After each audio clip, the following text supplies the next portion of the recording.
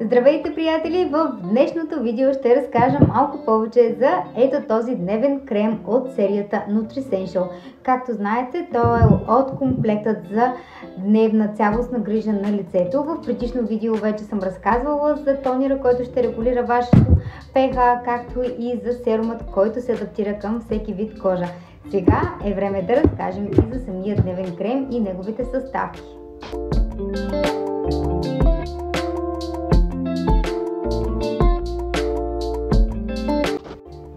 Този крем ще остави кожата ви мега хидратирана и в същото време ще я защити от вредните лъчи на слънцето. Защо да го използваме ли? Първо, биоадаптивните растителни продукти помагат за увеличаване на способността на кожата ви да се адаптира към околната среда. Второ, притежава широкоспектърна UV защита, а именно предпазва кожата от прекомерното излагане на синя светлина, инфрачервена светлина и слънчевите лъчи, защото има слънчезащитен фактор. И разбира се, най-важното, предотвратява обезцветяването на кожата и преждевременните признаци на стареене на самата кожа. Помага за защита срещу негативните ефекти на стреса, замърсяването и оксидативният стрес. Осигурява хидратация без да усещате тежест или да оставя мазни следи след употреба. Оставя кожата с гладък и сияен вид, вижте. Аз вече имам крем, но... Ето. И мирише невероятно.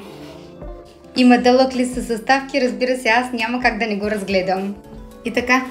Какво е биоадаптивен ботанически комплекс? Това е смес от ботанически екстракти от растения, които виреят в екстремен климат. Нека сега да разгледаме тези растения. Радиола. Екстрактът от радиола се включва в терапии срещу подпухналост, както и срещу разширени пори и акне. Продължаваме с корен от марал, който повишава енергийния потенциал на кожата и забавя стареенето. А гъбите чага могат да помогнат за облегчаване на дразненето на кожата и действа противовъзпалително. И хора, не спираме до тук. В този уникален крем има още съставки, за които тепърва ще разкажа. Спомняте ли си, че ви споменах нещо за синята светлина и инфрачервената светлина? Екстрактът от френски червен пипер осигурява антиоксидантна защита и действа като щит срещу синята светлина и инфрачервената светлина, за да защити кожата от неблагоприятните ефекти на прекомерното излагане на тези лъчи. Аз продължавам с съставките.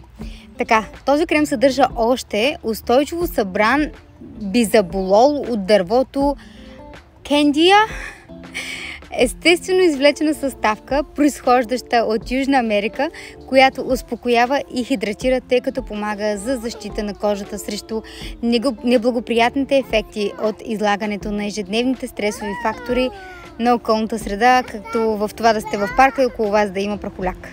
Извинявам се за неправилното произношение на имената, но латинският ми още веднъж не ми е сила. Не съм учила биоботаника и не знам как се произнасят. До тук с извиненията, продължавам напред. Имаме още дериват на витамин Е – токоферил ацетат. Това е мощен антиоксидант, който предпазва от оксидативен стрес, причинен от факторите на околната среда. Аз отново съм извлекла най-важните според мен съставки в този продукт. Разбира се, ще оставя лист с всички съставки в крема, така че който иска може да потърси повече информация в чичко Google. Кремът е уникален, аз лично го ползвам от около 2 месеца и със сигурност мога да кажа, че резултати има. Може да съдите по това, че вече не използвам филтри, когато заснемам видеята си. Резултати има, но не си мислете, че има чудодеен продукт, който като го нанесете, преспите една вечер и на другия ден ще тракнете с пръсти и вече се събуждате с някаква мека, бебешка сияйна кожа. Ами не, според мен не съществува такъв продукт и каквото и да решите да използвате, в постоянството се крие успехът. Задължително използвайте слънчезащитен крем. Предпазете кожата си от вредните лъчи на слънцето.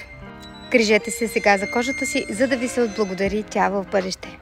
както казах в началото, този крем може да си го закупите отделно, а може да си го закупите и в комплект заедно с тонера от серията Nutricential и серумът.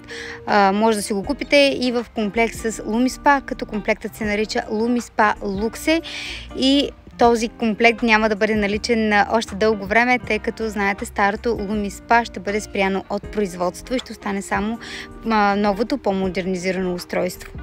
Надявам се да съм била полезна. Чао и до нови срещи!